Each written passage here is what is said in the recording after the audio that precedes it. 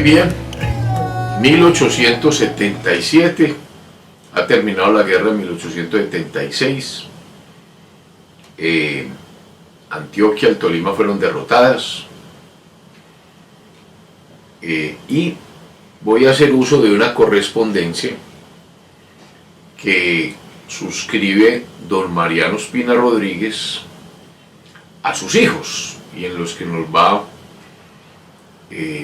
digamos, o nos sirve para hacer contexto de lo que pasa en 1877. Hay una carta del 4 de junio de 1877, por ejemplo, que escribe a su hermana, que está en Costa Rica. Costa Rica, o sea, Centroamérica empieza a jugar un papel muy importante para los Ospina. Y empieza Ospina en esas cartas a mencionar que la causa de la justicia fue derrotada. La causa de la justicia fue derrotada por el liberalismo radical. Antioquia y Tolima les tocó levantarse contra la intervención del Estado central, aunque en esa época se llamaba federal, pero el Estado central de Aquileo Parra apoya a el Estado del Cauca, que amenaza a Antioquia y Tolima, porque son colindantes. Y en esa carta empieza a hablar, que es lo que me asombra, 1877, de comunismo. El liberalismo, ya Ospina el liberalismo radical, lo empieza a relacionar con el comunismo, porque estamos en 1877. Recordemos que el manifiesto comunista de Marx es de 1848, de Marx y de Engels. ¿Y por qué lo está asociando con el comunismo? Por el radicalismo que se desató y el desenfreno que usó por esa victoria sobre estos estados. Mire, por ejemplo, cómo se queja en esa carta y las palabras tan duras que utiliza. Dice, comillas, el país está sujeto a una dictadura comunista, tan rapaz como brutal, ejercida aquí por las hordas negras del Cauca y en todas partes por la oligarquía desenfrenada. Hordas negras del Cauca. El Cauca tiene muchos negros. Las haciendas negras que hubo allá por los cultivos, unas zonas dedicadas a grandes plantaciones, digamos que la grande aristocracia u oligarquía, como lo quieran llamar ustedes, del siglo XIX y XVIII, pues se hicieron en las ciudades más importantes del país. Recordemos que las ciudades más importantes del país eran al sur, Popayán especialmente, luego Cali.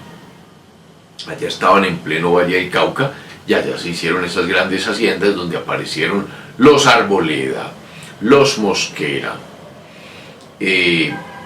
los Obando en sus proporciones, los López. Todos estos militares surgieron desde el sur. Y obviamente todos esos esclavos que hicieron la riqueza de esas familias con la libertad de 1849 de José Hilario López, donde encontraron un puesto de ascenso. Hay dos lugares de ascenso social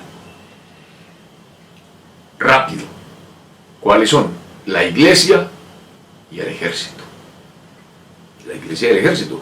Usted puede llegar a la iglesia y vincularse a un convento, a una orden sagrada, no siendo nadie, y se ordena, y ahí puede ir subiendo. Lo mismo pasa en el ejército.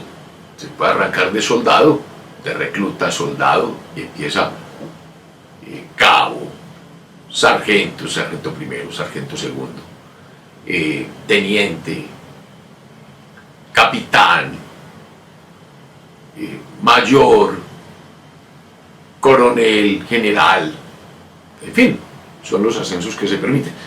Los negros encuentran en el ejército un lugar y además necesitaban reclutas. ¿Y qué hay allá disponible? Negros. Todo ese litoral pacífico de Buenaventura, de Tumaco, todo eso se incorpora a estos ejércitos del Cauca, que son los victoriosos, pero no son gente culta, son gente muy fuerte, porque la raza negra es muy fuerte, además ya adaptada a este trópico americano, y entonces cometen toda clase de desenfrenos. Y viene esa primera queja de Ospina, mostrándole esa comunicación de junio 4 de 1877 que a mí me impactó, porque uno trata de no hablar de racismo, y no se trata de hablar de racismo, sino de la historia, lo que realmente ocurrió. Y ahí es donde uno explica por qué en Antioquia se ha hablado así, no en términos de racismo, sino en términos de lo que ocurrió con estos ejércitos del Cauca que entraron casi que a saco sobre Antioquia, que sin duda es blanca. Antioquia, aunque hay unas regiones mineras donde había mucho negro, pero digamos que en Medellín, en el oriente antioqueño, en Sonsón, en Abejorral, entonces en todo ese suroeste que se está colonizando, en Manizales, en Salamina, en Pácora, pues es una raza, en Envigado, blanca. Muy bien, ¿y cómo sigue la queja de Ospina? Mire lo que dice en 1877, después de la guerra, o sea, ay de los vencidos. Mire lo que dice, comillas: actualmente se ocupan aquí en arreglar el despojo de nuestras propiedades. Claro, ¿cuál es la familia más connotada en esta época? Los Villa, de un Recareo de Villa, que hizo una fortuna, los Ospina. Es que él ya había sido presidente, cercano a Berrío. ¿Y qué hacen? Coger las propiedades de estas familias y quedarse con ellas. Esa es la guerra. Ay de los vencidos. Menciona en esa comunicación que Pedronel, su hijo, está preso. Y dice, y no se sabe por qué. Porque es Ospina, el hijo de don Mariano Ospina. ¿Quién manda? Y ahí lo dice en esa comunicación, el general Trujillo, el general Julián Trujillo, el vencedor de los Chancos. Él está, digamos que, encargado de la administración del estado de Antioquia. Advierte y reconoce que es un hombre moderado, que puede ser un buen gobernante, pero mire la imputación que le hace: si acertara a resistir a la maldad del liberalismo cobarde, por el desenfreno que hay, por el abuso que hay de todos esos reclutas que llegan por cientos. Imagínense controlar patrullas, unas patrullas de un cabo con 20, 30 soldados que empiezan a merodear por todas partes las barbaridades que pueden cometer. Y vuelve a repetir, sería buen gobernante si acertara a resistir a la brutalidad de las hordas negras. Me impresiona ese lenguaje, pero es la única forma de entender ese no racismo, sino resistencia y reclamo a lo que pasó en Antioquia con la derrota de 1876. Y él dijo, es que se necesitaba energía, y una energía rigurosa para parar el desenfreno de estos soldados. Y Trujillo no lo hizo, no mostró esa resistencia. Y vuelve a decir, residir aquí no es posible, hay que irnos para otra parte. Esto está en territorio de estos negros del Cauca. Y empieza a pensar, ¿dónde nos vamos? A California, a los Estados Unidos, o a Guatemala. Vuelve a pensar en Centroamérica, siempre. Y en Guatemala hay una familia Ospina, ya lo hemos mencionado, o al Ecuador. Dice que su esposa Enriqueta dice, debemos irnos para Bogotá, más bien para Bogotá. Y luego en esa comunicación, dirigida a su hijo Tulio, hace una disgregación sobre la educación que me parece muy interesante. Y le dice,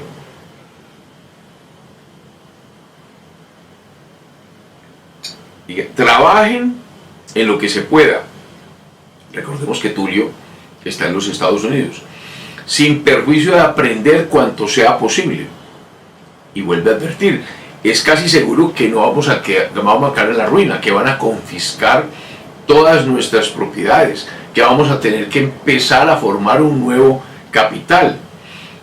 Y dice, ¿con qué contamos entonces para formar un nuevo capital? Lo que Dios nos dio. ¿Qué nos dio? Dice Ospina, inteligencia y actividad. Inteligencia y actividad. Con eso y una consagración absoluta, consagración y actividad infatigable, todo se puede hacer. Eso le dije a su hijo Tulio. Actividad, decisión y trabajo, constancia.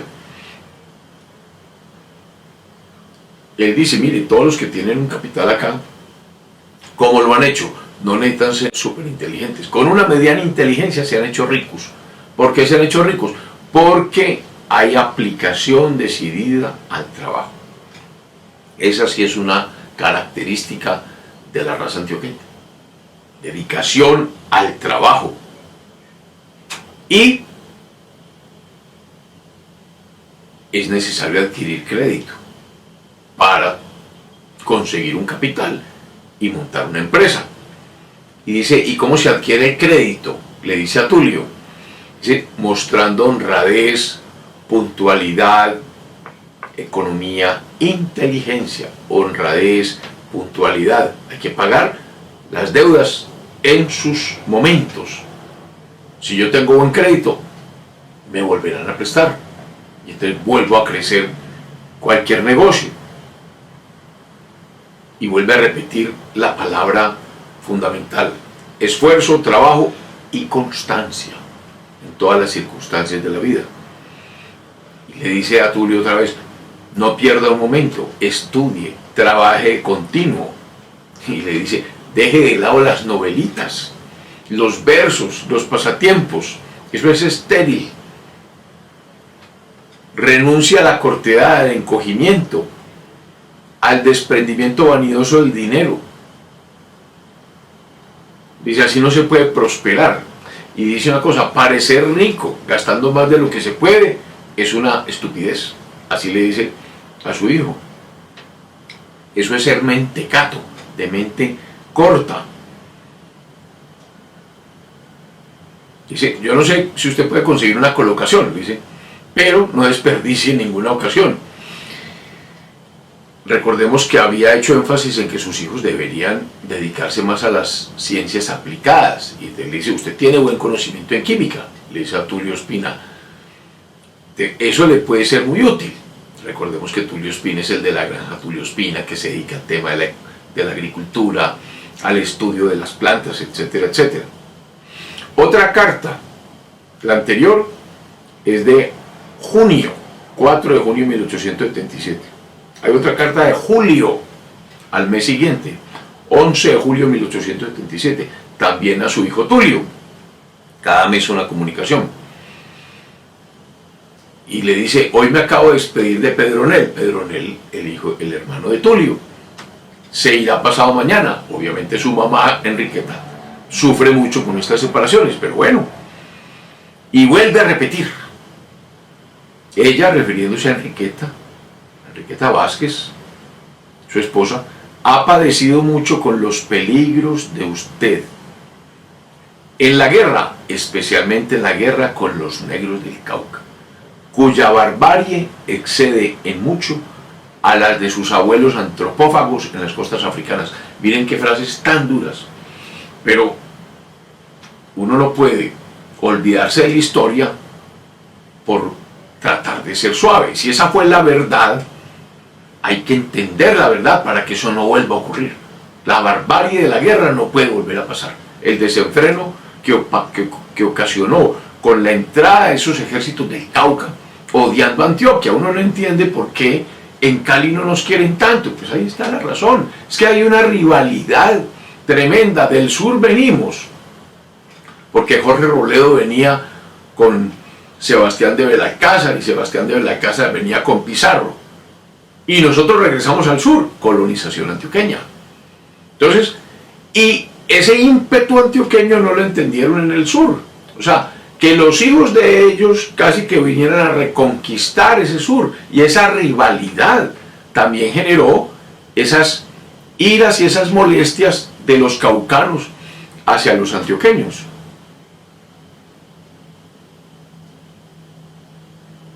Luego le dice a Tulio, hombre, éntrese a un colegio de jesuitas, ellos son amigos. Recordemos que por allá, en los primeros, digamos que momentos políticos de Ospina, cuando fue ministro de la primera administración Mosquera, hizo que regresaran los jesuitas, que habían sido expulsados por Carlos III, hace muchos años, los había vuelto a traer. Él hizo muy buenas migas con los jesuitas y vuelve a decirles, usted y Pedronel, su hermano, que ya estaba por allá cerca a Tulio, están ahora en la edad en que más se aprende en poco tiempo. La providencia los favoreció a ustedes con inteligencia, con un juicio recto. Aprovechen ese tesoro que agradezco a Dios con todo el alma, dice él a sus hijos. Dice, ¿de qué les sirve a ustedes haber nacido príncipes o millonarios si nacen estúpidos, tontos o perversos? Entonces, correspondan a esos dones de la providencia, cultiven y desarrollen con solícito esmero esas prendas que les dio Dios y la fortuna. Y cuenta una historia de las alforjas. En una partecita de esa carta dice, hay que llenar las alforjas. No pensar que llegando a la posada va a encontrar un banquete. No, señor. Usted cuando llegue a la posada tiene que abrir las alforjas. Las alforjas de lo que usted llenó. Es decir, usted recoge lo que usted sembró. Y hace una alusión a una frase latina que algunos le asignan a Cicerón y otros, como él, se la asignó a Simónides, cuando dijo omnia mea mecum porto, latín, omnia mea mecum porto, todas mis posesiones las llevo conmigo, este soy yo lo que llevo en las alforjas, eso es todo. Y les dice, en 2 o 3 años allá en Estados Unidos ustedes pueden hacerse ingenieros. Fíjense que no nos llama a que sean abogados ni poetas, ingenieros. Y eso fueron Pedronel y Tulio. Hicieron la gran fama de los Ospina. Háganse ingenieros de puentes, o sea, ingenieros que hoy llamamos civiles, o de caminos, de puentes y de calzadas, o de minas, porque Antioquia es minería, aquí no hay sino montañas. ¿Qué hay en una montaña? Minería. O de minas y arquitectos, constructores, o cualquier otra denominación de ingenieros. Dice, conságrese a lo práctico. Entonces volvemos a temas tan importantes en los que Berrío hizo énfasis: las ciencias aplicadas, los artes, los oficios, las escuelas de artes y oficios inspiradas en esa famosa misión alemana que trajo en su momento Eustorgio Salgar. Y habla, por ejemplo, en esa carta, de que adquieran los conocimientos de los ingenieros mecánicos que vinieron de Alemania. Él habla de Mr. Heiland, que el apellido realmente era Hausler, que era un artesano en Maguncia, Alemania, inteligente y vino al país. Lo trajo otro ingeniero inglés muy famoso, Tyrrell Moore, que hizo aquí empresas. La empresa Moore, si no estoy muy equivocado, Cementos Moore, creo que se llamaba.